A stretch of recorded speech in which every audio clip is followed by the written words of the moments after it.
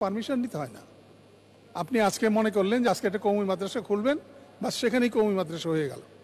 আর একটা school, primary school বা অন্য কোনো শিক্ষা প্রতিষ্ঠান যদি আপনি খুলতে যান, পারমিশনের পরে পারমিশন লেগেই থাকে। আর তাছাড়া এই ওমিক্রনের এটা যে যত বড় উদাহরণ আমাদের হয়েছে, সেই উদাহরণগুলো আমাদেরকে কিন্তু কগনিজেন্সে নিতে হবে।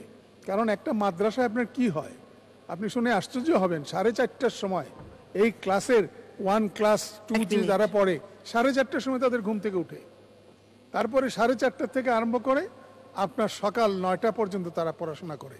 কি পড়াশোনা করে আমি জানি না, সেখানে সিলেবাস ছাড়া অনেক কিছু পড়ানো হয়। ইদানিং আরেকটা বেশি যেটা ভয়াবহ হয়েছে সেটা মহিলা মাদ্রাসা। আপনি কল্পনা করতে পারবেন না, এই মহিলা মাদ্রাসাগুলো আমার এলাকায় আমি বলতে পারি এত বিস্তৃত হয়েছে যে সব জায়গাতেই আমি সকালবেলা উঠে দেখি যে চেনা যায় না এদেরকে। একদম মাথা থেকে আরম্ভ করে পা পর্যন্ত আপনার বোরকার ভিতরে ইনারা থাকে, এবং সকাল থেকে আরম্ভ করে বিকাল পর্যন্ত এই মেয়েগুলা মাদ্রাসা যায়। সেখানে আমার মনে হয় না যে গৃহস্থ বিজ্ঞান শেখায় কিংবা কিভাবে সংসার করতে হবে সেটা শেখায়, অন্য কিছু শেখায়।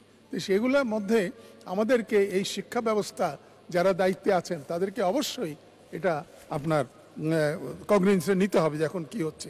মাননীয় স্পিকার, একটা কথা বলে আমি শেষ করব, সেটা হলো মাননীয় আমরা দেখি দেখেন এই যে শিক্ষা ব্যবস্থাগুলো প্রাইমারিতে আছে সেটা ক্লাস 3-তে কী করেছে, ক্লাস 2-তে কী করেছে, সবাই মিলে কাজ করে একটা শিরোনামে মহানবীর সংক্ষিপ্ত জীবনী ছিল, সেটা বাদ দিয়েছে। 3-তে খলিফা হজরত আবু বকর শিরোনামে একটা সংক্ষিপ্ত জীবনী, সেটা বাদ দিয়েছে। ক্লাস 4-এ খলিফা হজরত ওমর জীবনী সংক্ষিপ্ত জীবনী, সেটা বাদ দিয়েছে। 5-এ আপনার বিদায় হজ শেষ না নবীর জীবনী একটা ছিল, সেটা বাদ দিয়েছে।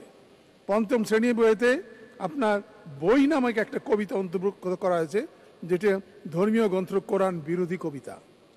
আর 6ষ্ঠ শ্রেণীতে লাল গরু নামক একটি ছোট গল্প আনা হয়েছে, যা মুসলিম শিক্ষার্থীদের শেখানো হচ্ছে গরু হচ্ছে মায়ের মতো, তাই গরু জবাই করা ঠিক নয়, অর্থাৎ হিন্দুত্ববাদ। 7ম শ্রেণীর বইতে শরৎচন্দ্র চট্টোপাধ্যায়ের লালু নামক একটা গল্প আপনার ঢুকানো হয়েছে, যাতে শেখানো হচ্ছে হিন্দুদের কালী পূজা ও পাঠ বলির কাহিনী। 8ম শ্রেণীর বইতে হিন্দুদের ধর্মগ্রন্থ রামায়ণের সংক্ষিপ্ত রূপ অন্তর্ভুক্ত হয়েছে।